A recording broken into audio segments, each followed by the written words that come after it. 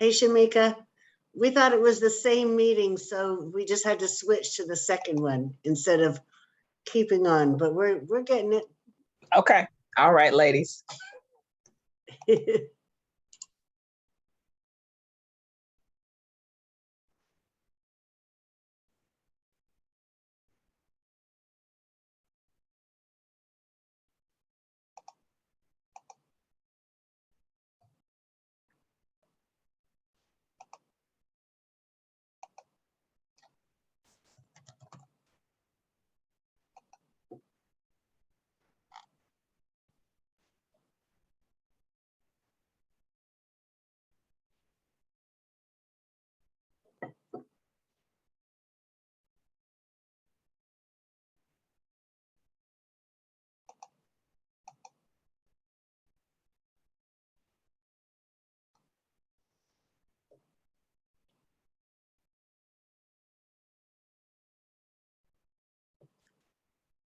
So it's 3:33, and we are talking about the community resiliency model with Rachel, and I'm sure, I think it's Gallanter. Is that right, Rachel?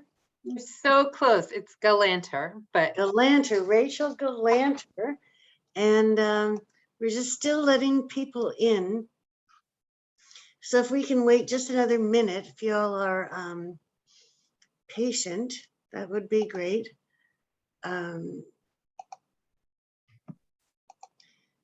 the meantime, for those of you who don't know, Rachel Gallanter has over 25 years of experience supporting children, youth, and families. That's what we do. She's used motivational interviewing and the community resiliency model on top of other evidence-based parenting coaching models to partner with families to help their children thrive. She's a certified trainer in motivational interviewing in that motivational interviewing network of trainers. She's also a certified CRM teacher. She provides training and coaching to professionals on engagement, cultivating resilience, cultural awareness, cross-cultural communication, and the implementation of best practices. So she has moved from being a foster parent for a decade. She added 2 daughters and now 4 grandchildren to her family. So we want to welcome Rachel here to this end of the second day of our 2021 CISNC Impact Conference. So Rachel, thank you again for being here. I'm so glad to be here. So I see some people have come back, which is exciting. I'm glad that it was worth coming back for. I want to acknowledge that we have less time this time. And as a result, I am going to go ahead and use our time differently than the first time. Are we just, I feel like how many participants are in our room? So we have 5 participants and the 2 of us. Okay. And so I'm recognizing Annie is back, Kathy is back, and let's see, who else is back? I think somebody else. I had put away my little notes about who the people were, but I'm thinking somebody else was here before too, but maybe I'm making that up. So it may be that we do part 2. All right. So no, we've got a mix. All right. So since we are such a small group, we are gonna introduce ourselves. And if you could say, if you just came through here, that would help with making sure that I am correct in my notes.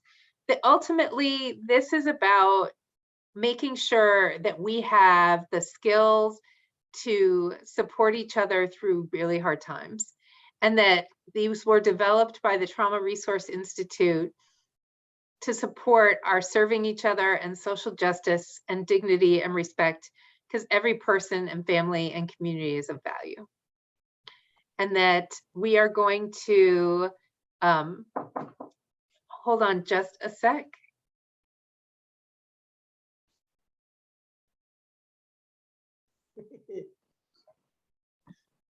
Hey, sorry about that. So we are going to be sharing some skills that are going to help us get in our resilience zone. And I think that we maybe lost some people because we were a little late to show up to this room, but I'm really excited to see people who learned these skills with me in the last session coming back to have a chance to do more practice. So I'm going to go briefly over the background of this, and we're going to focus more on practice. So we're going to start with who or what uplifts you, or what gives you strength, or what helps you through the hard times. So you're going to share just your name, not your role, not how long you've been with CIS, your name and the answer to one of those questions. And if you were in this training before, I want you to focus on noticing what's going on in your body when you talk about that thing that uplifts you or gives you strength or helps you through hard times. So, and I'm going to start with Susan. So Susan, can you share something that uplifts you or gives you strength or helps you through hard times, and anything you notice in your body when you talk about it?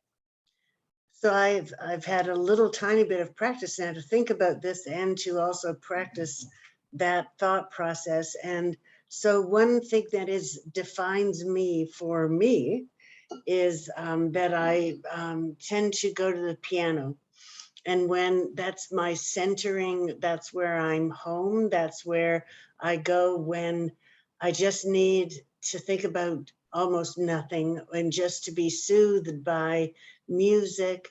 And when I think about that, it is a space that is relaxing and home feeling.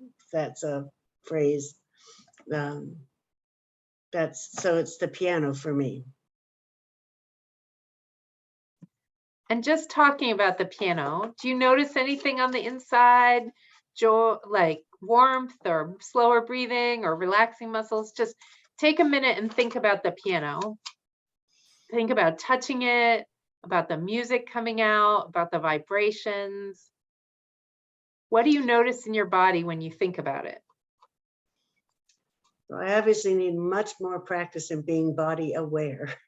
So I think that I get a touch of stage fright, which is energizing for me. Okay, awesome. All right. I'm gonna go to Kathy because she was with us earlier too. Kathy, tell us one thing that uplifts you or gives you strengths or helps you through hard times. And then what you notice in your body as you talk about it and think about it. Okay, great. It's good to be back. But anyway, mine would have to be listening to music. Excuse me. I turn on my Sirius XM and turn it to my favorite channel, the Spectrum, because I love that channel. They play new current music and some older music.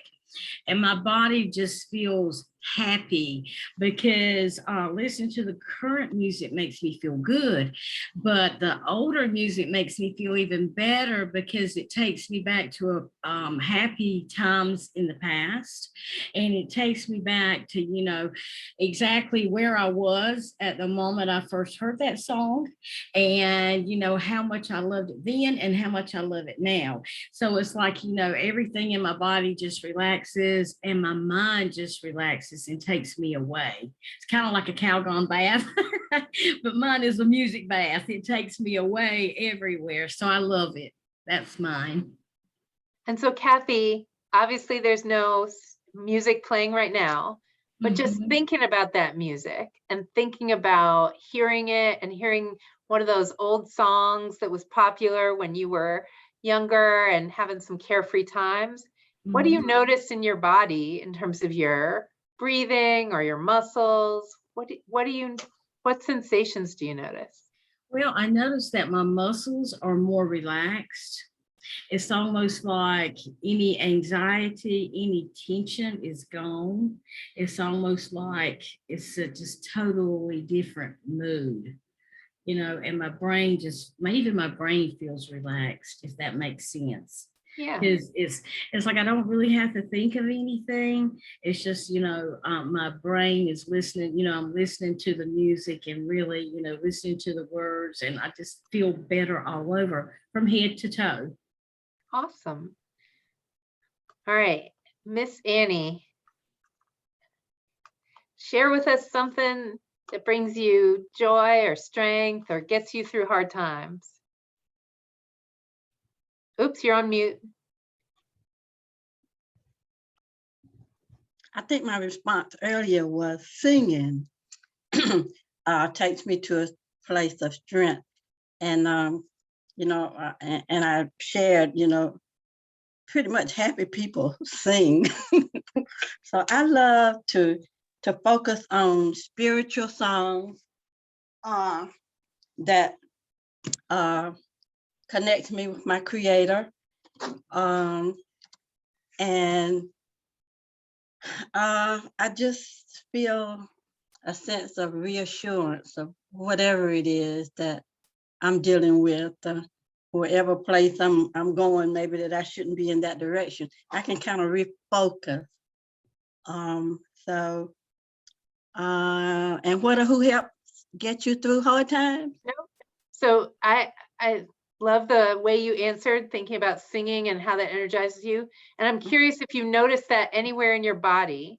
Is there any pleasant sensations as you just even think about those singing and those songs about your creator? Is there a place that you feel it in your body, that there is a sensation, or is it just a general emotion? I feel it in my heart. In your heart. Does it feel warm? Does it feel like your heart is beating stronger or slower? What's going on in your heart? It's calm, it's peaceful. It's peaceful. Mm-hmm. All right. So welcome, Ilana and Paula. We were checking in and getting to know each other a little bit. And Kathy and Annie and Susan were here before, so they were checking in a little bit in their bodies in addition to answering this question. But for people who weren't here before, go ahead and just share your name and one answer to one of these questions. Either what uplifts you or gives you strength, helps you get through hard times. Could be a person, could be an activity, could be your faith, anything that you want to share. Miss Phillips, I'm going with Lendra, but I want to say it right. That's correct. Lindra is correct. I was listening to everyone with music, and I just thoroughly enjoyed just listening to gospel music. I miss singing in the choir with COVID and practicing and making preparations, to sing, but I just get a calmness. It's like I go into a meditation. My shoulders, I can feel them starting to relax. And a lot of times I'll play songs that the choir worked on and we learned, and maybe some that I've led, and I'll just sing along with it. And it's just like, I'm just in a totally different atmosphere. Yeah. Excellent. So she talked both about the music and that gave her strength and joy, but also how she felt it in her body. Miss Tabitha, would you be willing to share? Hello, everybody. What makes me or what helps me through hard times is music. I have to carry along with the same thing. The reason why music helps me is because I'm able to let my hair down. It's just me and my music. No one else around me, no judgment. I don't worry about someone laughing at me or being embarrassed. It's just me in my element. Nice. All right, thank you. And Tabitha, I just want you to think on this, even just talking about the music. Do you notice anything in your body, your breathing slow down or your muscles relax? I'm more relaxed. I'm silly, like it's just me, no one from the outside of the world. I'm able to just log out from work and what's going around me. Yeah, thank you, Tabitha. Miss Ilana? Yeah, no, you said it right. It's Ilana. So Ilana. That's good. Thank you. So I use different things depending on the time that I have, the place where I am, and what I have available. But so I carry these little essential oil on my purse. That's frankincense and myrrh that I just rub on myself, and I just smell it, and it just clears my mind, gives me like a little boost. But I love to sing too, so I'm here with a choir, and singing and dancing like really loud with my daughter gives me energy. And lately I've learned that I close my door, like forever, I've never closed my bedroom door because I have kids and I need to keep an eye out. But closing it for a little bit and just like being by myself, knowing that no one is coming into my space, that's also allows me to relax if I'm tense or like recentered. So those are things that I use. Awesome. So that time with your daughter, but also sometimes a smell. I was just smelling my tea, like that can help your body go, oh, right? Certain smells take you back or really make you feel relaxed. So it can be an activity, it can be a person, it can be a smell. Paula, would you be willing to share with us something that uplifts you or gives you strength or gets you through hard times? Yes, absolutely. First, I want to apologize for being late. I've had a lot of other meetings I've had to do today in between, so I do apologize for that. But I'm going to continue the theme. One thing a lot of people don't know about me is that I'm a musician and have been since about the age of 7 and still work actively in that field. So music has always been a place where I can go no matter what is going on, and it uplifts me, it calms me and speaks to me. It's also very closely entwined with my faith. And I actually am a church musician and do that every week. So, and have since I was about 16. So I guess it's just a part of who I am. And so it's something I automatically seek out when things are stressful.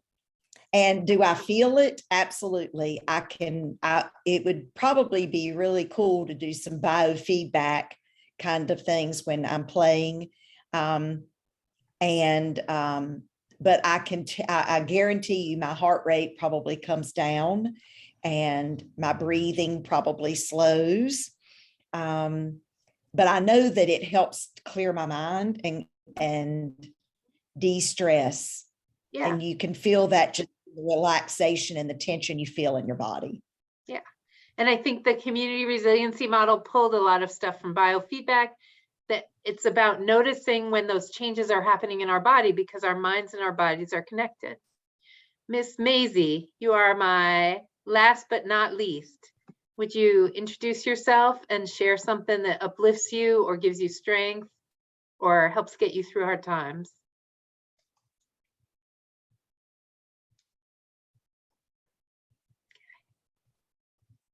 Right. I know sometimes there are connectivity issues, but Miss Maisie, we can't hear you. If you think you're speaking, you are on mute.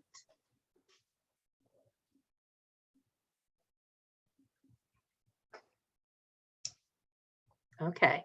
I'm going to let Susan chat with you in the chat and see if you're had to step away, and I'm going to keep going. So ultimately, this is about helping people be resilient. And you can put in the chat your own definition of resilient. What is it that you think resilient is?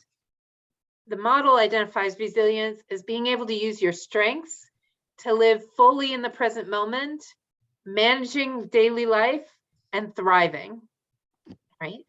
And that there are lots of things that can be negative in children's lives, and that if we can give them skills to find that place of joy and peace and calm, it can help them to actually be able to think and engage with school, so that you as CIS folks can help them have that good attendance and good behavior and good classwork that allows them to graduate and move on. We can't prevent all the bad things that are happening to them, whether it's racism or anti-immigrant feelings or poverty or things that might be happening in their families, but we can build up their capacity to take care of their body with wellness skills, which in turn takes care of their minds and allows them to have more success in being able to focus and do the work that they want to do so they can have academic success and open those doors. And that ultimately this is recognizing that yes, people are suffering, but that also people have strengths and can be resilient, and that we can give them skills to help them be in that resilient zone. And that we are not just understanding that there has been trauma and stress, but that there are things that are right with them that uplift them. And by focusing on those things, they can actually be in a space to better respond to the world. So the idea is we all have a resilient zone, and that anybody can widen their zone and that way stay in their zone. And that zone, some people call it the okay zone, if you don't want to call it the resilient zone, that zone doesn't mean everything's perfect. You can be worried or happy or sad or tired or scared, but that you're functional. You're going up and down within these sort of ability to manage the world. Sometimes a stressful, traumatic thing comes along and you get bumped out of your zone. So that could be like your child running into the street, or another car swerving at you, or your house is on fire, right? Something where it's so stressful, you need all that adrenaline to try and make sure that you can survive. And that's your body surviving, and that's good. The problem is when we get stuck there. It's like being in traffic. Sometimes you need to use the accelerator and pass somebody or get around an accident. But if you stay in this place where you're stuck on the accelerator, that's going to be a problem. So if something happens, or a memory of something traumatic comes across somebody's plate, they might need that moment of anxiety or panic to make sure, am I really safe now? And that's good. It's bad though when you get stuck in that anxious panic place, and then the whole rest of your day, you can't focus, you can't do your work because it's just like, ah! Likewise, sometimes instead of being stuck in the high zone, we get stuck in the low zone. So the low zone is when we're feeling numb or exhausted or fatigued. This is like when somebody freezes to get through a dangerous moment. So for example, if somebody's attacking me and there's no other way to get through it, I just go numb. So I'm not really present in my body. But then that attack is over and I need to go forth and face the rest of my life. If I'm in that numb place still, it's hard to be in relationship. It's hard to respond to things in the moment. And we call that stuck in the low zone. And that can look like depression or exhaustion, or being really isolated, withdrawing from other people.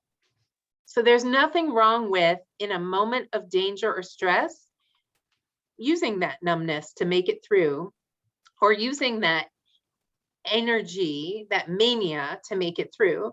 The problem is when we get stuck in those zones. And so it's all about fight, flight, or freeze, those three different ways to survive. And that the nervous system wants to make sure you live, and here you are, so it's done its job. The problem is that sometimes we get stuck in a zone that isn't as helpful to day-to-day life. It's just helping us with survival. So right now, I'd like everybody to put in the chat, are you in your resilient zone? You're functioning, you're managing the world? Or are you sort of checked out and a little bit numb and isolated, this world of pandemic and racist violence, and our lieutenant governor saying that gay people are felt like that stuff going on has just made you have to move to that numb space, or you're in that anxious activated space? So are you stuck in high? Are you in your resilient okay zone? Or are you stuck in low? Where are you? Put it in the chat. Kathy's in her resilient zone. She's doing okay. I'm doing okay. Paula's doing okay. Where are other people, if you're willing to share? Stuck in high until December, says Ilana. Yep. Lendra's doing okay. Right? So sometimes when you're stuck, it can be useful to try some of these techniques that we're going to talk about to just give yourself a little break from being in that activated space, because that tension in your body can actually make it hard to have good digestion. It can make it hard to heal. It can make it hard to respond instead of react. And so we're going to be talking about skills that help people get back in their zone. And using those skills a lot can actually widen your zone so that it's easier to stay in there and not get bumped out. And that ultimately, we can't control all the negative things that could happen, whether they're in people's personal lives, in their household, or whether they're in the communities they're in, or whether it's about the environments that we live in. Even though I feel an obligation to work towards dismantling those systems and try and create environmental justice and social justice, the kids who are with you now are still having to live with racism and oppression and the fact that there are natural disasters and fires and sea level rise, right? We're not going to change that like this. And we're not going to necessarily be able to protect them from every negative thing that could happen in their families, but we can give them wellness skills so that they're not carrying all of that in their body, hurting their health and their ability to have success in school. So adverse childhood experiences, we know, cause injuries, depression, and anxiety, and cause people to have suicidal thoughts. That they affect maternal health and pregnancy risks. And that's why, because of oppression and racism, those things like fetal deaths are higher for people who live with those continuous community stressors.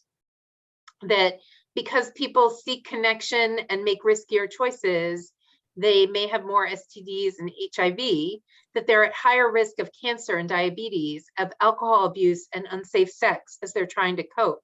And they're at risk of lower educational attainment and having less income and less high status occupations. That's a risk though. That's not a definite. And by giving people wellness skills, we can help them develop the ability to get back in that zone and manage life, and give them some protective factors that make them less likely to have these negative outcomes.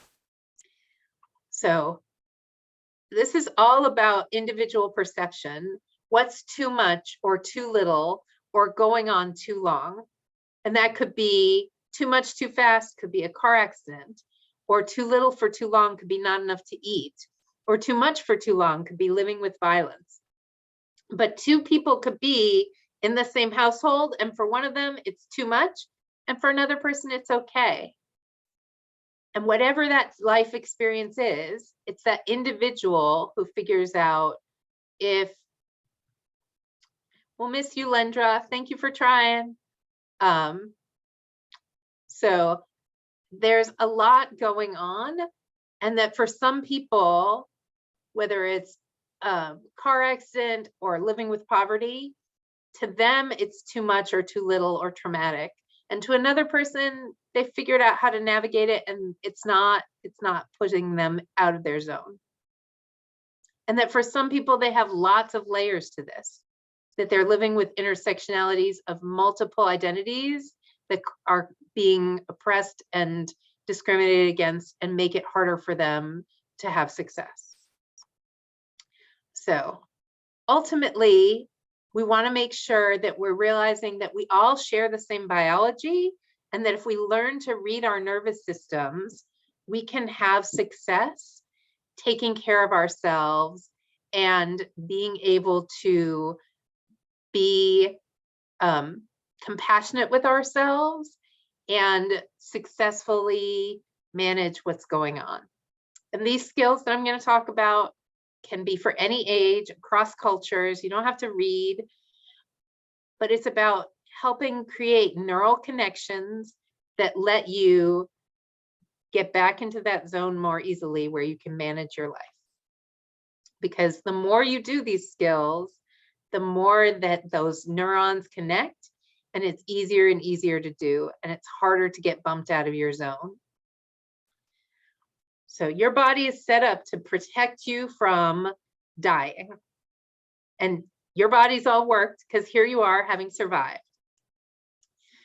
And that it has sort of two parts. The sympathetic nervous system prepares for action when there's something dangerous, right? Like a predator is after you, you're gonna have to run or you're gonna have to fight it. Your breathing gets faster, your heart gets faster, your blood pressure goes up, you're sweating, your stress hormones are up. And the things that aren't essential in this moment, digestion, healing, reproduction, those go offline. And we just focus on getting through this moment. And then when the crisis is over, the parasympathetic nervous system kicks in.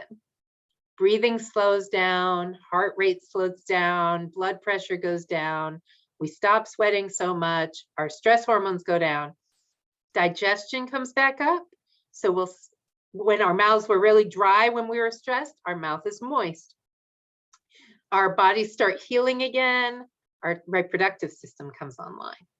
And so as a result, it can be really, really soothing to just have a sip of water because it's telling your body, oh, you're safe enough to be eating and drinking, and that'll kick the parasympathetic nervous system in. And so we won't have our fast breathing anymore. Our breathing will slow down. I see Kathy's taking a sip of water right now. Kathy, having that moisture in your mouth, do you notice anything in your body? Yes, it was just refreshing. It just made me feel better. Yeah. So sometimes when somebody's really upset, just offering them something to drink, do you need a sip of water, can help them regroup a little bit because it's telling their body they're safe enough to be digesting. Right.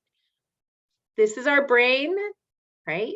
Here in the middle of our brain, that little blue thing, the insula, is where is the smoke detector of the brain. And it's telling you something's wrong, something's wrong, something's wrong. When that goes off, the thinking part of our brain goes offline and we go into survival mode, fight, flight, freeze, right? How do we make it through this dangerous moment? Unfortunately, this smoke detector is super sensitive. And so sometimes it's going off, even though it's just birthday candles. And so we can, through using wellness skills, let it know we're safe and bring back this and get into our zone.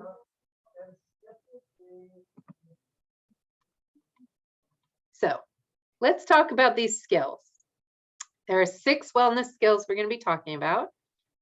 And as a guide helping other people use these, you want to invite them to do them. So I'm inviting you, you can try these skills.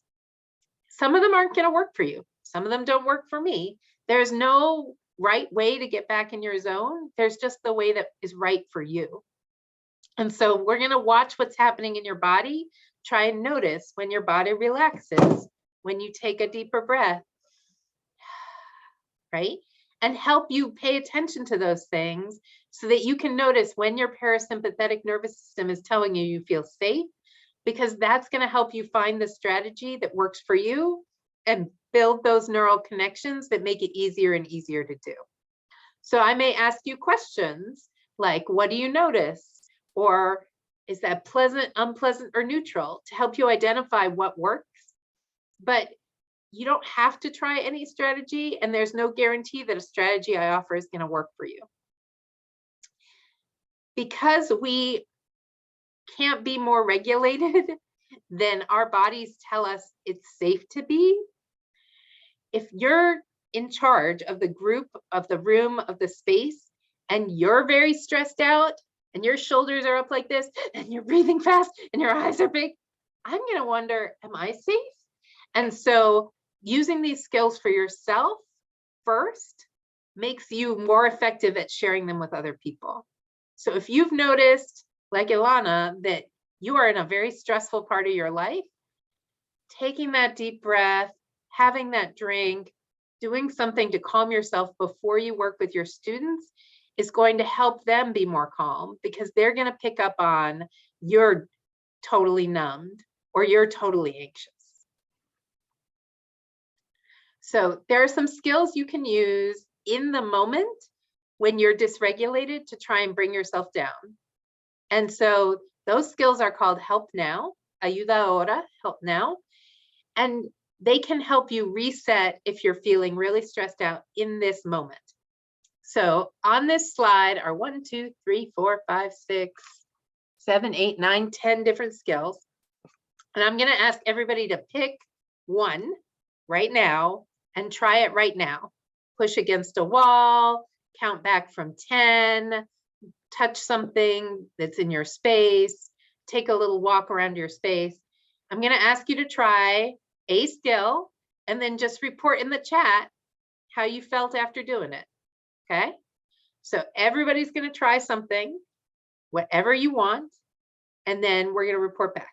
So I'm going to give you 20 seconds, try something.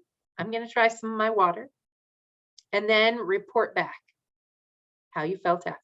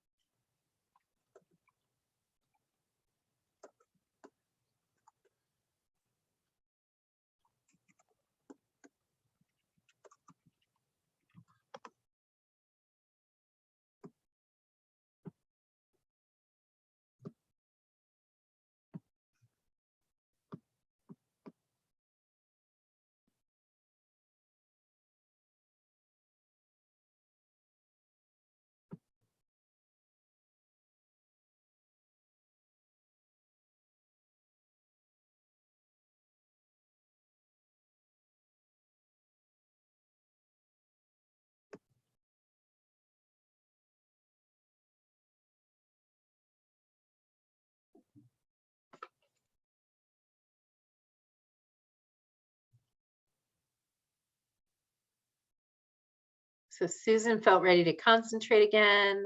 Maisie felt refreshed and calm.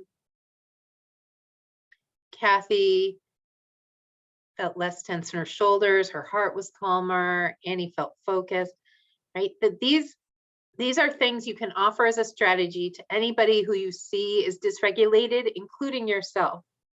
So you can say, oh, I'm just going to take a minute and count down from 10, and then I'll be ready to answer your question, right? Or I'm going to just take a sip of something, or I'm going to notice 6 things that are around me. So in our first time through, we went through each of these individually. And I know that there are a couple of people who weren't here, but I just encourage you to try them out. And I'm going to give you an app that you can put on your phone that has all of these, or you can have these slides. So whether it's drinking a glass of something, or touching the surface near you, or paying attention to anything in your environment, or naming 6 colors that you see right now, or counting backwards. For little kids, 10, for adults, 20, or noticing the temperature in the room, or paying attention to sounds in the room, or walking around and noticing your feet making contact with the ground, or pushing on the wall with your back or your hands. Now, some of these work for me and some of these don't. I have to say, noticing the temperature does nothing for me. Like, I don't feel calm, I don't feel peace. But for somebody else, that works. That's how it ended up on the list. So just being mindful, what works for you may not work for somebody else. I love pushing the wall, especially my back against the wall. One of my favorites. Somebody else told me it reminded them of a time they had to put their hands on the car and it stressed them out incredibly. It made their heart beat fast, right? Everybody's going to have something that works for them and something that doesn't work for them.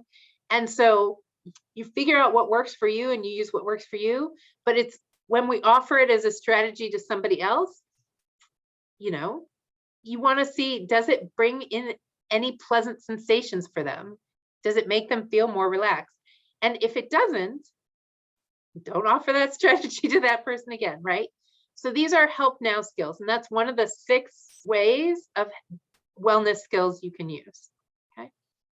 Anyone have a comment or a thought about any of these help now skills that really work for them or really for them, or just a thought about using those skills? The counting backwards works for me, especially when someone come to me agitated. I just count, just in my mind, I just say, I just count backwards. And I take a deep breath. And I said, okay, now what did you say? It's kind of a power move. Like, I'm putting you on pause so I can be in a good space when I talk to you. Yeah. I love Maybe it. just yappy, and I'm just standing there, just letting them talk, just let them talk, and I'm counting 10, 9, 8, 7. Then I say, excuse me now, what was that you said? Lovely. I love it, Maze. Right. So that's the help now skills. Tracking is paying attention to the sensations in your body. So we have thoughts like, I need to make sure to not forget to do X, Y, Z. We have feelings. I feel calm. I feel happy. I feel anxious. But then we also have sensations. Sensations can help us bring ourselves back into balance. And so what we pay attention to grows. And then so by noticing that you take a deep breath, by noticing your muscles relax, by noticing a warm sensation, that noticing those sensations can actually help our bodies get back into balance. And that different feelings come with different sensations, either heat or numbness, right? People talk a lot about depression, that their bodies feel so heavy. Or people talk about when they were talking about anger, my face got so hot and I felt hot in my chest, right? I felt that heat come up in my body like I was going to explode.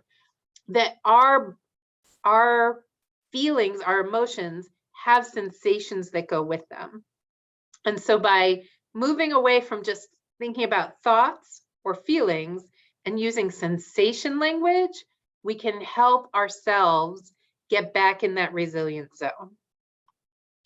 And that's because that sensation place is where our survival brains and our thinking brains are coming together in our insula. So once we notice a sensation, we want to notice, is it pleasant? Is it unpleasant? Or it's just neutral in the middle? We don't want to call our sensations bad because your sensations are actually giving you information. So if I sense, oh, that's too hot, that's helping me protect myself from getting burned. So it's not bad that it's too hot. It's making sure my body has the information it needs to make good decisions to protect me. So pleasant, unpleasant, or neutral. So, ooh, that's too hot. That's unpleasant. And I'm going to take my hand off of it. And that's going to protect me. So we're looking for pleasant sensations in our body. And there's 3 ways to help us focus in on sensations. One is to us notice them in somebody else. So I can say, oh, Susan, I noticed your shoulders came down. Oh, Susan, I noticed you're taking deeper breaths. Oh, Susan, right? So I can notice for her, and then I can ask her, so is that pleasant, unpleasant, neutral? What do you notice happening on the inside? Or I can notice in myself. So sometimes when somebody else is really stressed out, it's contagious. And I start to get stressed out and I can notice, oh my God, I'm so tense. My shoulders are up around my ears. And so by noticing my own sensations, my internal climate, I can then notice, you know, Kathy, I noticed just being with you, I'm getting really tense. What's going on for you, right? And I can unpack it by noticing what's going on in my body. And then the third way is to just ask. So what do you notice happening on the inside right now? Are those things pleasant, unpleasant, or neutral? As we transition from being stressed to being relaxed, we're moving from the sympathetic nervous system to the parasympathetic nervous system being in charge. And because digestion is coming on board, healing is coming on board, and that emergency response system is going down, there can be trembling, there can be gurgling of your stomach, there can be burping, right? And so that sometimes noticing that shift from tense to relaxed can be helpful too, because it helps people move that process along. So for some people, so much trauma has happened in their body, even noticing something pleasant or When it's neutral frozen. There you brings go. up, brings up things that are unpleasant or even painful. So we just want to be mindful of following people's lead and not saying, oh, this will work for you. I can't know what's going to work for you. I can offer a tool that has worked for lots of other people. You tell me if it works for you. So the language of sensation, we're moving away from I feel happy, sad, tense, relaxed, right? And we're looking for these sensation words. Is something tight or loose? Is something throbbing or is it mild? Is it warm? Is it cold? Is it hot? Does it feel heavy or light, firm or gentle? These are sensation words, right? So we're moving away from it made me feel happy to I noticed my heart was slower, or I noticed my breathing was deeper. So these are sensation words. And when we're talking about tracking, we're using sensation words. So I'm going to ask us to do an activity where we notice our sensations, and I'm going to ask you to try and use the sensation language. So I would like everybody to try and do something they think relaxes them, whether it's take a sip of water or push the wall or walk around. And when you come back, I'm going to ask everybody out loud to notice any sensations, whether it's their breathing or their muscles or their heart, anything that they notice in their bodies, and whether it's pleasant, unpleasant, or neutral. There's only 6 of us now, so we have time to do this. Do something that you find is soothing to your body, whether it's counting, like Maisie said, really works for her, and a deep breath, or walking around or pushing on something. I'm going to push against the wall so I stop talking and give you time to do yours. And then I'm going to ask you, what did you notice in your body? And was it pleasant, unpleasant, or neutral?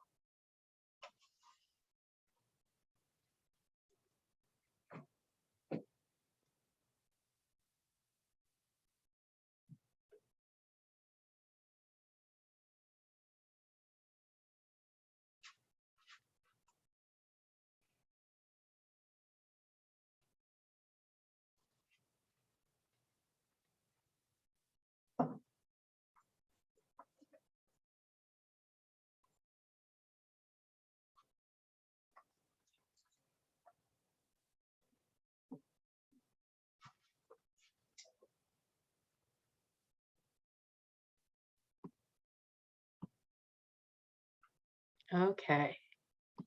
People are off trying their strategies. When you come back, Susan, you're going to kick us off. Susan, what did you try?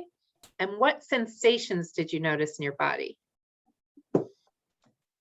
So I tried taking a drink of water because I often, my youngest sister said I should be drinking like 80 ounces of water a day. So anyway, so I always think that is a good thing for me. And as I mentioned earlier, I'm not very good at recognizing, which is a really good task for me to look forward to say, be more aware.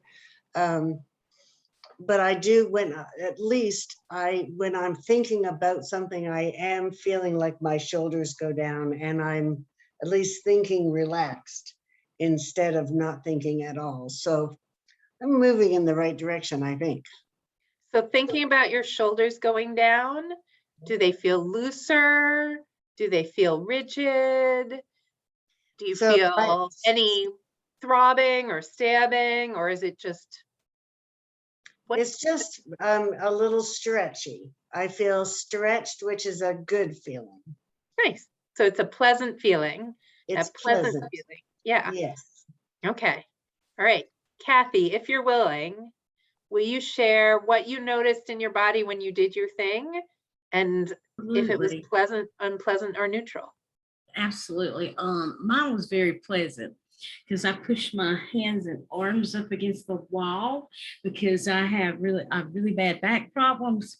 And I noticed that it's always so relaxing to my arms, my shoulders, my back, and I could even feel the legs, the muscles in my calf, my legs. It's just so relaxing, and I could literally feel the tension going away and the pain in my back. So it just felt so relieving. Nice. And very, very, very good. And I just want to say, you can use the word good if it makes you happy, but when we're talking with other people and trying to help them use the skills, sometimes that pain is giving you a message about needing to change your posture or a reminder of an injury that you want to take care of. And so we don't want to say pain is bad, because sometimes pain is useful, but it's unpleasant. Yeah. And so we want to make sure that we give people that opportunity to remind themselves, your pain is there to help you survive too, but it's unpleasant, and that we want to draw our attention to things that make us feel more pleasant, so that we're building those neural connections.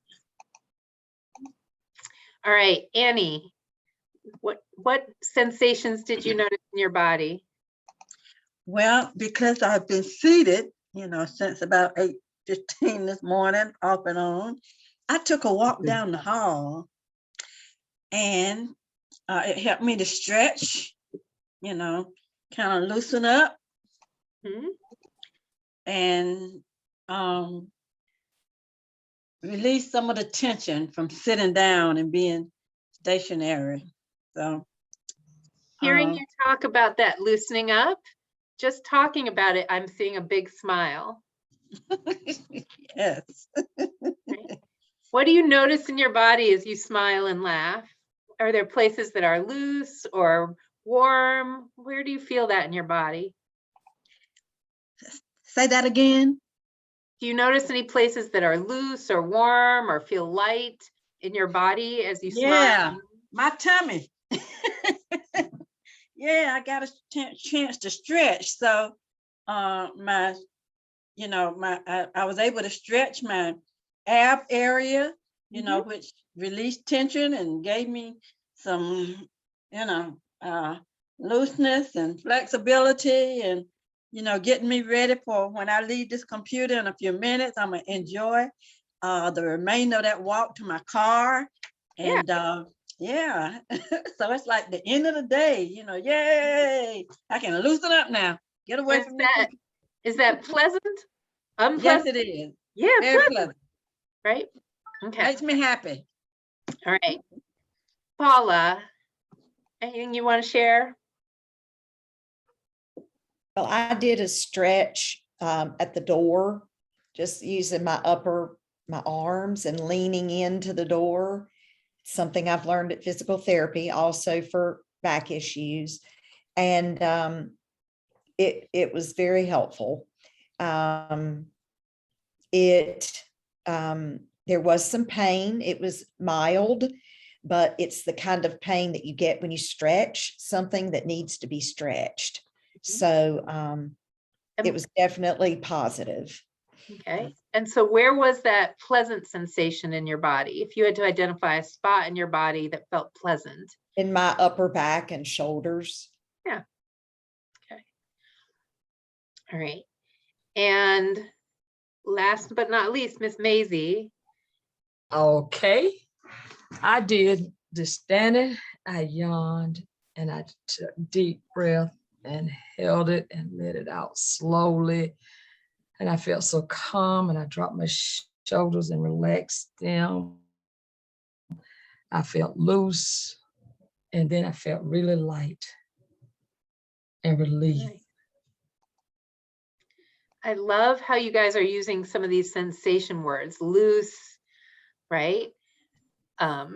Pain, right? Like really being mindful of that we have those feelings of happy, but we also have this whole vocabulary of sensation that we can notice. So resourcing is another skill, and resourcing is one of the best ways to develop our ability to track. and that resources can be any person, place, thing, memory. It can be real, like the ocean, or it can be imagined, like, I don't know, Wakanda always comes to mind for me. It can be internal, it can be external, but it's anything that when you think about it, brings you feelings of joy, peace, calm. So when somebody thinks of a resource, like you all did at the beginning of our time together, if we ask more questions about that resource, it can intensify that resource for somebody. And so it can be a really good way to give somebody an opportunity to just get in that place of joy, peace, and calm. And so I am going to ask for a volunteer to talk about a resource with me. Is there anybody who's willing to volunteer? So I can just demonstrate what this looks like.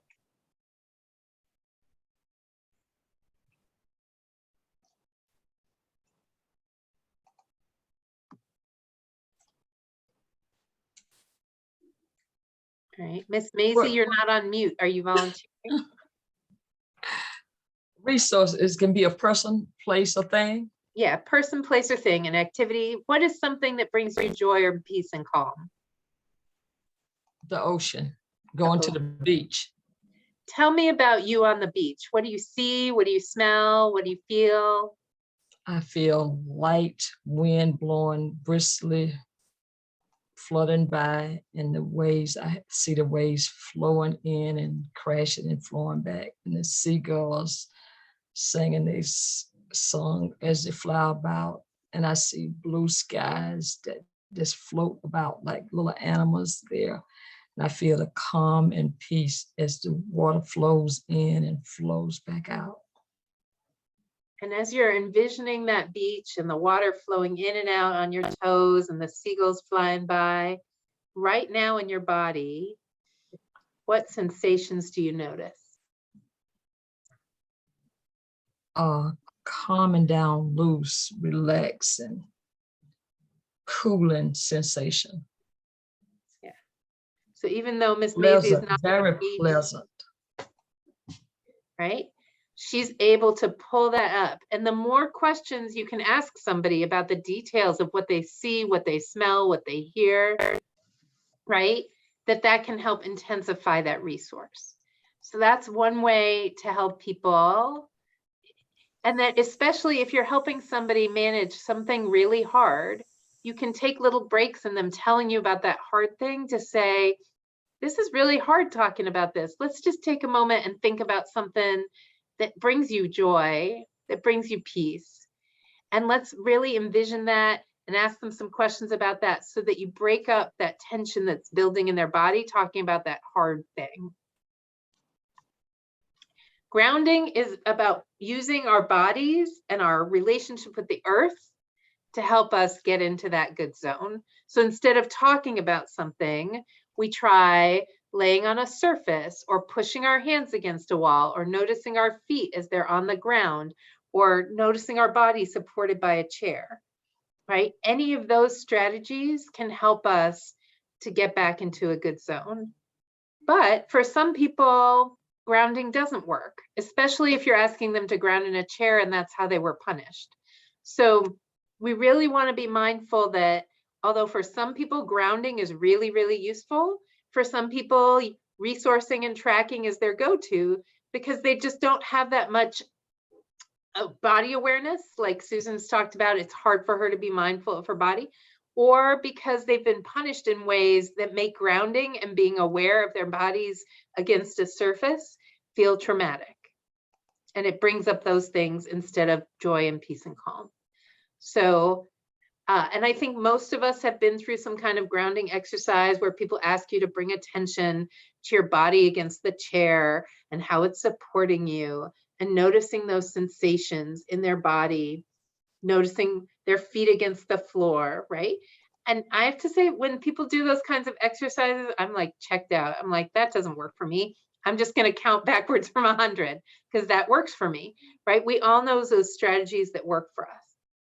And that on the app that I mentioned, there is a grounding exercise that you can try, but we're not going to do it right now.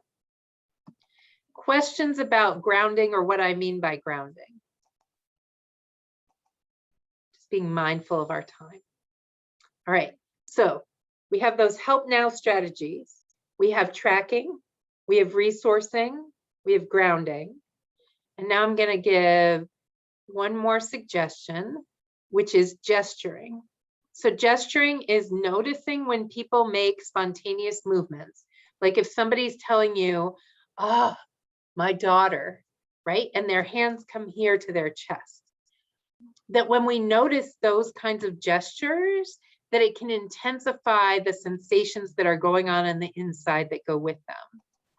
So people might make a protective gesture or might make a gesture of power, or those self-calming gestures, or they might make a spiritual gesture. And that when we notice them doing those in conversation, when we point them out, a self-soothing gesture or a powerful gesture or an excited gesture, when we point out that gesture that that person makes and ask them what sensations they notice in their body that go with that gesture, that can intensify those sensations. So if they're having a lot of warmth in their heart, or they're having a lot of relaxation, or they're having a sense of like surging energy, that by noticing that gesture, we can intensify the sensations that are going with it. Some people don't move a lot and there's no gestures to comment on. Sometimes people are a little checked out of their bodies and they don't notice anything. So this might work for somebody or this might not work for somebody. But it's another opportunity to help people start noticing the sensations going on in their body. Okay. So that's 5 of my 6 skills. The last skill, we're going to skip through all this information stuff. The last skill is shift and stay. And that's just recognizing that if we can notice we're uncomfortable, that things are unpleasant, we can pick a strategy and try and shift ourselves into a more pleasant place and stay there. So shifting your attention from the things like, oh, my back hurts. Oh, I'm so cranky, right? And because neurons that are together and get repeated attention keep going, that it's just like a toddler with a tantrum. If you give a lot of attention to that tantrum, it's going to keep going and going and going. That by removing our attention from things that are unpleasant and noticing the things that are pleasant. So, oh, I'm so anxious, my stomach hurts. But you know what? I'm going to take some deep breaths. And when I take those deep breaths, my shoulders feel relaxed. If I pay more attention to my shoulders than my stomach, that I can get on a track where my stomach actually hurts less. So by noticing pleasant sensations and focusing there, it can help me remove the unpleasant sensations. So helping people notice, whether it's through thinking about a resource or grounding or using one of those help now strategies or gesturing to get back into a pleasant place. And then ultimately, if we're in a high or low zone where we have negative thoughts that keep recurring and we feel disconnected and we're having trouble sleeping and we're having these negative emotions, can we shift through using the skills to a more resilient place, either by grounding or thinking about a resource or noticing some pleasant sensations in our body, so that we get to this place of feeling grateful and compassionate for other people and being able to be empathetic to what other people need. And then ultimately, you know what's best for you, thinking about how could you use these skills to be in a good place. So I'm going to ask you to take 2 minutes and write down, what are you doing right now to widen your resilience zone? Maybe you're already doing daily stretching or yoga or physical therapy, or you're singing every morning in the shower. What are you already doing to keep building positivity in your life? And if you found any of these 6 CRIM skills helpful, how could you fit them in your daily routine, right? Miss Maisie has a great strategy for when somebody's bugging her. She counts Then she takes a deep breath, and then she asks them to repeat themselves, right? That's a routine she's got down. So is there a place that there could be more walking or counting or stretching or taking sips of water or doing a mindfulness exercise into your routine? What would be the most helpful for you? And then what would you say to yourself to really encourage yourself to do this? So 4 things. I'm going to give you a couple minutes to do that.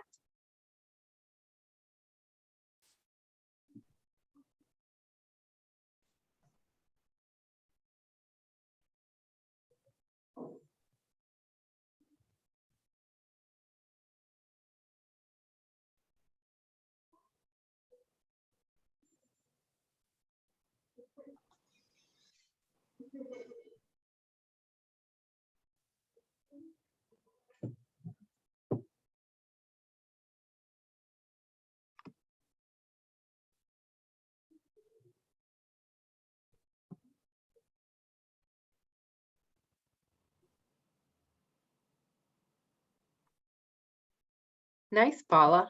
I love hearing about those strategies that work.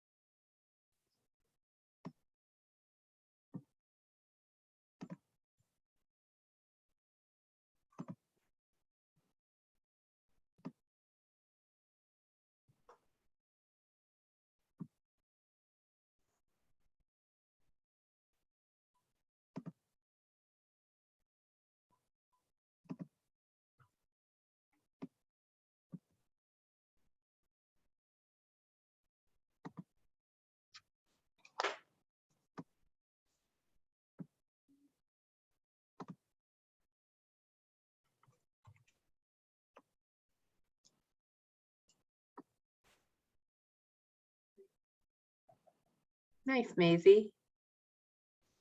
Take your mental beach trip. It's free, doesn't take any gas. Yeah.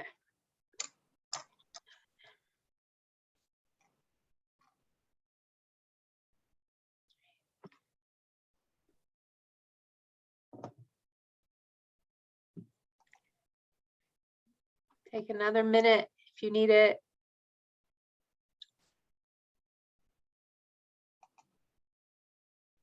Nice. Fantastic. So you know what you're already doing, whether it's Pilates or yoga or working in your garden. And then just thinking about, are there new things you can add for yourself, like taking this mental beach trip? And then think about, how would you encourage yourself to actually do it? And then how can you bring this into your work at CIS? Is this something you could do when you're having a meeting with your coworkers and say, before we start talking about this child who's really struggling, can we each just share one thing that makes us feel joy or peace or calm? Or is it something that you could do before you start helping a student with their academic work? You know, it can be really stressful to not be doing as well as you want to.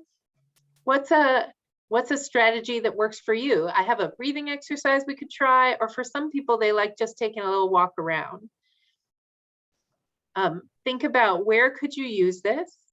And what are the strengths that are going on already that would make this easy? And then what are challenges? Like, is there not a good place to take a walk around? Or will other people think you're kind of woo-woo if you're starting to ask to start meetings with that kind of warm up? Like, what might get in your way, and where could you start anyway? So thinking about, how can you bring this into the spaces that you are?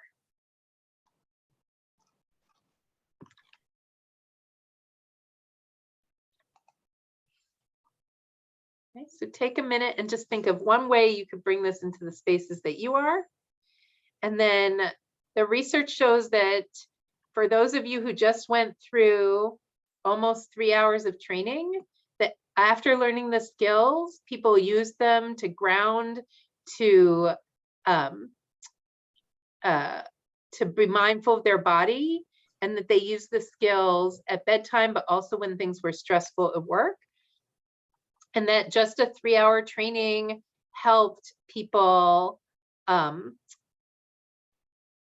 feel healthier, feel well, and reduce secondary traumatic stress and physical symptoms. So this 3 hours you've spent with me, when nurses went through a training like this, what they found was that they actually ended up using these skills and incorporating them, and it reduced the trauma that came from trying to help people who were having very difficult health conditions.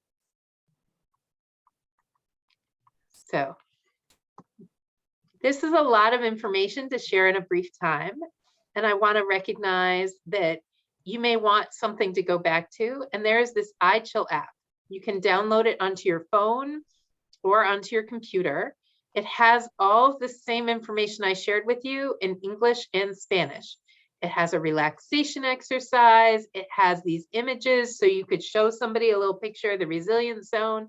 It's all right there in that computer you carry around all the time.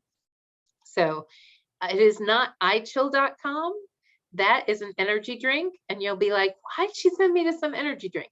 It is iChillApp.com. I hope that these skills were useful to you. I put in the chat a link to my evaluation, which also has in it a way to get on my mailing list and a place for feedback. And if you want the slides, it puts it all into one nice, easy place for me. Susan is putting in the Impact Conference evaluation. And I hope that those of you who came back find that you can use these CRIM skills and guide other people in using these CRIM skills, and that people who this is your first exposure to CRIM, this is a very brief overview, and I hope it didn't feel like it went too fast. I really appreciate very much you spending time with me. It is a lot to do, especially at the end of the school day. I know you have lots of other things to do. Anybody have a takeaway they want to share before we leave?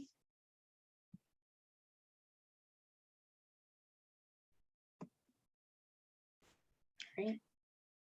So I'm not seeing anyone unmute themselves. Yes, Maisie is unmuted. Go ahead. I enjoyed the session, and I do a lot of exercises to keep myself calm. I take care of a 97-year-old mother, and it's always, the phone is always jumping off the hook with something going on. So that's the reason I was late getting on today. Something had happened at the rest home where she's located, because I can no longer keep it home. And I intended to get on this because I knew I needed it. But I take a mental trip. I just stop